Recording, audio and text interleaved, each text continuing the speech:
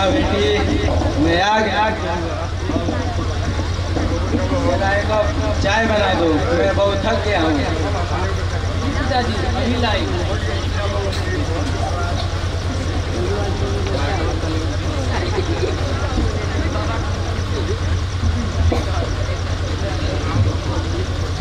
ना जाने कैसे जालिम दरिंदे लोग रहते हैं इस दुनिया में, जो दहेज लेना अपना जन्मसिद्ध अधिकार समझते हैं।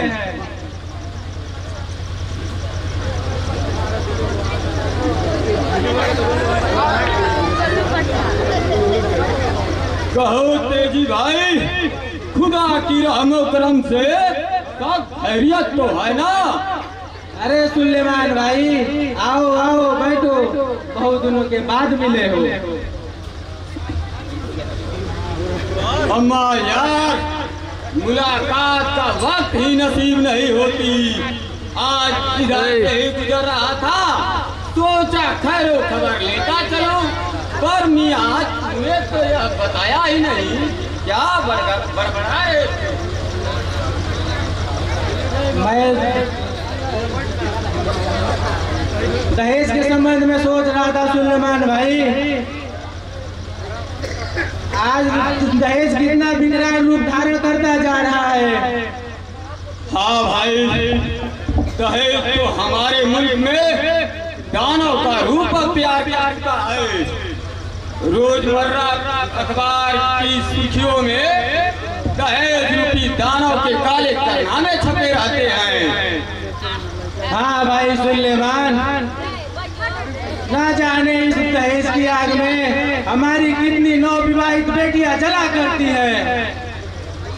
आज बेटी पैदा करना अभिशाप बन गया सुलेमान भाई, अभिशाप।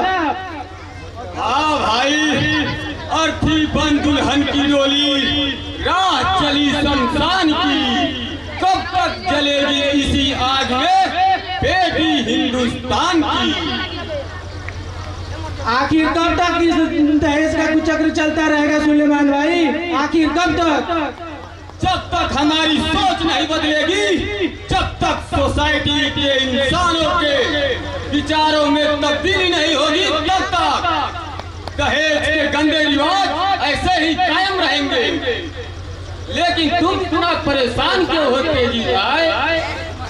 राधा अब जवान हो गई है सुलेमान भाई, मैं उसके लिए लड़का देखने गया था।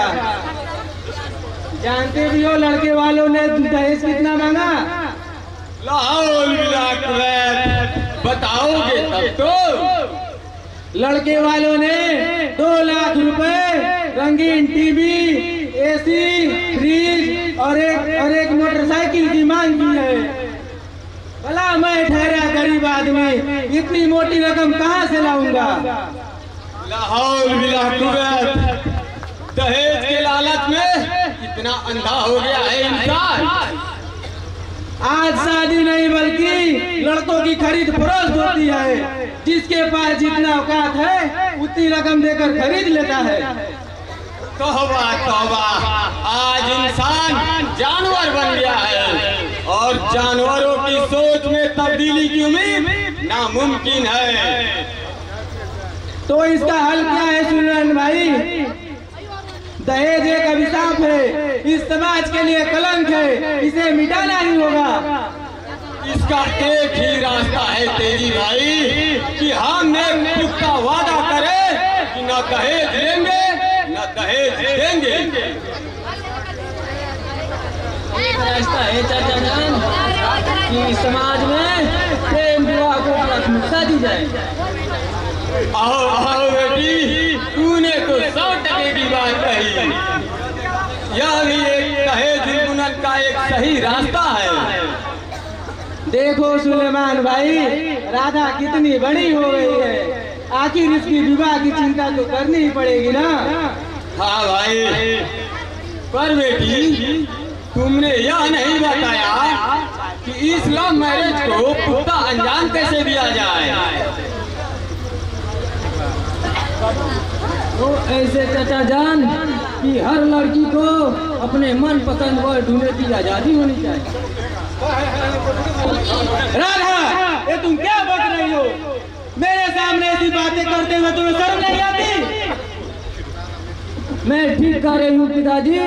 जब लड़कियाँ अपने मनपसंद लड़के से प्रेम करेगी और लड़कों के पिता के सामने शर्त रखेगी, यदि तुम्हारे माता पिता तिलक दहेज की मांग करेंगे तो ये शादी नहीं हो सकती। फिर देखिएगा पिताजी, तिलक दहेज का भूत किस तरह छूमंतर हो जाता है। भाई तेजी, मैं तो राधा की नसीहत से मुकर्रर तौर पर सहमत हूँ। राधा क्या बोलेगी सुलेमान भाई? वो अभी बच्ची है, उसे इस दुनियादारी के बारे में पता नहीं। नहीं तेजी भाई नहीं, यह एक नई सोच है। लड़कियां चाहे तो दहेज को जड़ से मिटा सकती हैं।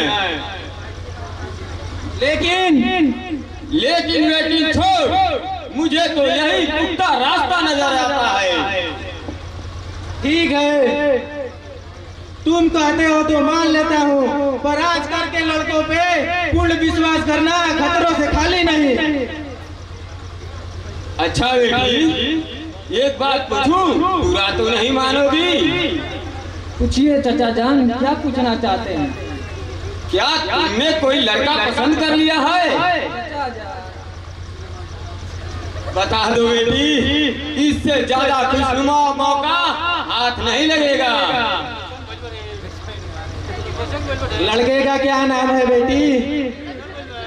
किशन। वो कहाँ का रहने वाला है और उसके पिताजी का क्या नाम है? बेलमपुर का रहने वाला है पिताजी, धनपत लाल कटारिया का बेटा है। तो क्या वो हमारी जाति का है? जी पिताजी। अरे वरगुरनाथ, ये जात पात धर्म संप्रदाय का चक्कर छोड़ और जाकर बेटी का रिश्ता जोड़, समझा?